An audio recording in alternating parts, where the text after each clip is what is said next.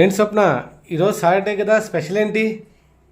ఏముందండి, ఆబ్వియస్గా సాటర్డే మన ఇంట్లో వెజ్జే కదా. వెజ్ ఏం చేసానో చూద్దామండి. చిక్కుడుకాయ ఫ్రై, టమాటో చట్నీ,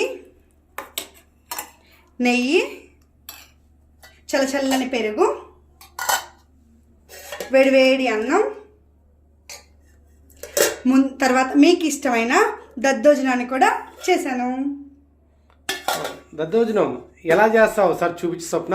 నేను చేసే దద్దోజనం అంటే మీకు ఇష్టం కదా, రండి ఎలా చేస్తానో చూపిస్తా. ఈరోజు మనం దద్దోజనం ఎలా రెడీ చేద్దామో చూద్దాం. ముందుగా 2 గ్లాసుల రైస్ తీసుకొని మెత్తగా ఉడికించుకోవాలి. ఇలా ఉడికిన అన్నాన్ని ఇంకా కొంచెం మెత్తగా అవ్వడానికి ఒక గరిట సహాయంతో అన్నాన్ని ఇలా కలపాలి. ఇలా బాగా కలిపేసి, ఇలా కలపడం వల్ల ఇంట్లో చిన్నపిల్లలు కానీ పెద్దవాళ్ళు కానీ చాలా ఈజీగా తినగలుగుతారు. చాలా టేస్ట్గా కూడా ఉంటుంది. ఒకసారి ఇలా ట్రై చేయండి మీరు కూడా. ఇలా మెత్తగా అన్నం వేడి మీద ఉన్నప్పుడే మెత్తగా అవుతుంది. ఆరిపోయిన తర్వాత మెత్తగా అనేది అవ్వదు. ఇలా మెత్తగా తీసుకొని ఇప్పుడు మనం ముందుగా రెడీ చేసుకున్న, నేను 1 గ్లాస్ రైస్కి 2 గ్లాసులు పెరుగు తీసుకుంటున్నాను. ఇలా 2 గ్లాసులు పెరుగును ఈ మెత్తగా కలిపిన అన్నంలో వేయండి. ఇలా వేసి ఒక్కసారి మళ్ళీ ఇలా కలిపి ఉండలు లేకుండా అంతా మెత్తగా కలిపి పెట్టండి. నెక్స్ట్ ఇలా తీసుకున్న దాంట్లో దద్దోజనానికి కావాల్సిన సరిపడా ఉప్పు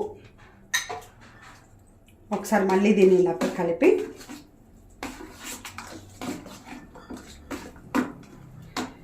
అయిపోయిన తర్వాత, ముందుగా దద్దోజనం చేసినప్పుడు టేస్ట్ రావడానికి చాలామంది ఇలా కలిపి తాలింపు వేస్తారు. దీంట్లోకి అయితే సీక్రెట్ ఇంగ్రీడియంట్ నుంచి కాచి చల్లార్చిన పాలుని నేను కొన్ని తీసుకుంటున్నాను. ఇలా తీసుకోవడం వల్ల దద్దోజనం అనేది చాలా టేస్ట్గా ఉంటుంది. మీరే అంటారు ఒకసారి ట్రై చేసి చూసి, చాలా బాగుంది ఇలా దద్దోజనం అని. ఇంతవరకు అయిపోయింది. ఇప్పుడు మనం దీంట్లోకి తాలింపు కోసం ప్రిపేర్ చేసుకుందాం రండి. ముందుగా 2 స్పూన్లు ఆయిల్,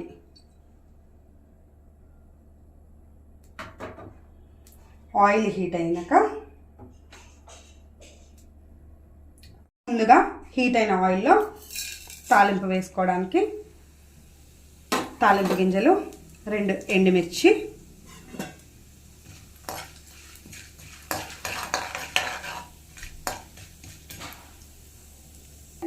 తాలింపు కూడా ఏగిపోయింది. దీంట్లో మనము ముందుగా పెట్టుకున్న జీడిపప్పు, కొన్ని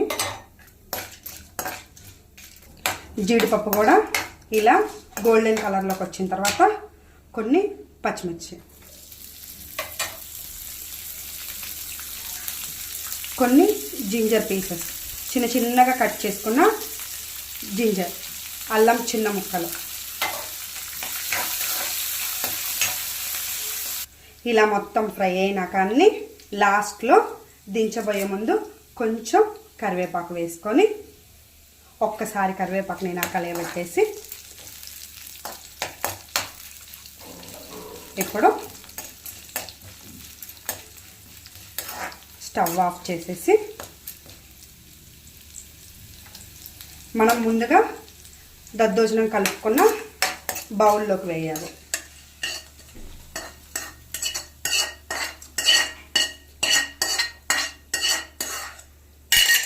ఇంతటితో మనం చేసిన దద్దోజనం అనేది పూర్తయిపోయింది. ఇలా ఒకసారి మీ ఇంట్లో ట్రై చేసి టేస్ట్ చేసి నాకు ఎలా ఉందో కమెంట్ బాక్స్లో కమెంట్ చేయండి. Please subscribe my channel. Please support my channel.